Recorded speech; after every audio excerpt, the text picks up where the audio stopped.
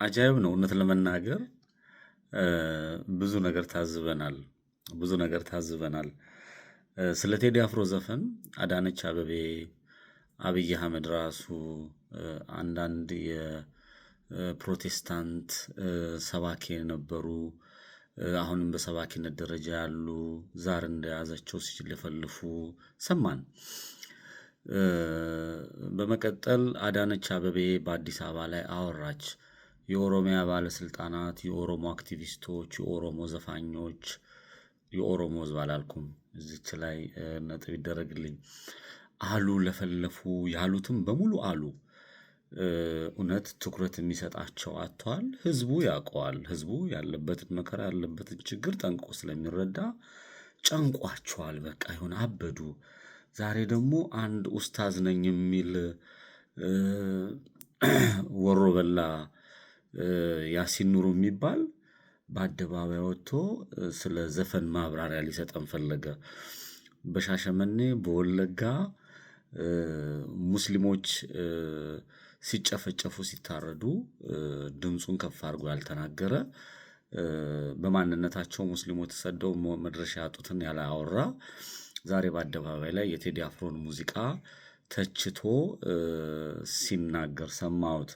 ያነሳቸው ሀሳቦች ኢትዮጵያን መውደዱን፣ ስለ ኢትዮጵያ ማውራቱን አልጠላም። እኔ ሙስሊም ኢትዮጵያ አይደለም አልልም። ሀገር የጋራ ነው፣ ሃይማኖት የግል ነው። ግን አንድን ዘፋኝ ይህ ሁሉ ተቀባይነት ያለው በህዝብ ተቀባይነት ያለውን ዘፋኝ በአደባባይ አርቲስት ነው፣ በጣም የሚደንቅ ስራዎች የሰራ ነው።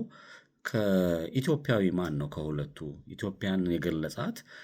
በኢትዮጵያዊነት በመኖር ምንም ፒክ ብታርጉ ብትባሉ ቴዲ አፍሮ ፒክ አድርገ የምትወስደው ሀገር ወዳድ የሆነ ሰው ነው።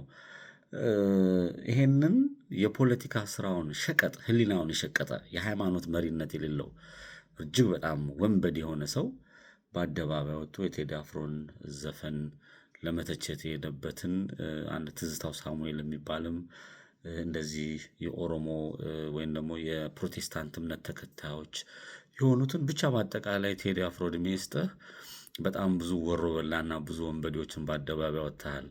የአብይ አህመድ መጮህ፣ የአዳነች አበቤ መክለፍለፍ፣ የኦሮሞ አክቲቪስቶች ነን የሚሉ ወይም ደግሞ አርቲስቶች ነን የሚሉ በአንድ ሌሊት ዘፈን ይዘው መምጣታቸው፣ ይሄ ያሲን ኑሩ የምትሉት ታላቁን የሙስሊም ህዝብ ያዋረደ ፖለቲካ በአደባባይ ላይ በአርብ በጁማው ሲሰራ ስትመለከቱ ይሄ የፖለቲካው ጡዘቱ ሂደቱ እውነት አስጨንቋቸዋል የሚለውን ነገር በአደባባይ ያስቀመጠው ነው። ስላገኘሁት ነው።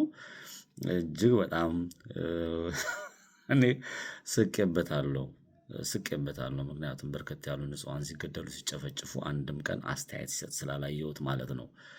በሀገሪቱ የሰው ልጅ ደም ሲፈስ ነው ይሄ ትክክል አይደለም ብሎ በአደባባይ ሲናገር አልሰማሁትም። በኦሮሚያ ሰዎች ይመታሉ፣ አዲስ አበባ ላይ ሰዎች ይሞታሉ። ሰዎች በትግራይ ክልል ሰዎች ተገለዋል፣ በአማራ ክልል እንደዚህ ተገለዋል። በተለያየ ቦታ እንደ ሰው ልጅ አትሊስት ዛሬ ሳውዝ አፍሪካ ላይ ያሉ ኢትዮጵያን ወንድሞቻችን እንደ ጉድ ደማቸው እየፈሰሰ እየተጨፈጨፉ ነው። ይሄ ለአንድ ሃይማኖተኛ ኬሩ ጉዳዩ ካልሆነ፣ የህዝብ እልቂት ጉዳዩ ካልሆነ የቴዲ አፍሮን ዘፈን ክሪቲሳይዝ ለማድረግ ከአውዱ ውጭ አውጥቶ ዳስጣል ምናምን እያለ ሲለፋደድ ማየት ከዚህ በላይ የሚያምን ነገር የለም። ለማንኛውም የካድሬ ስራ እየሰሩ ነው። በርቱ።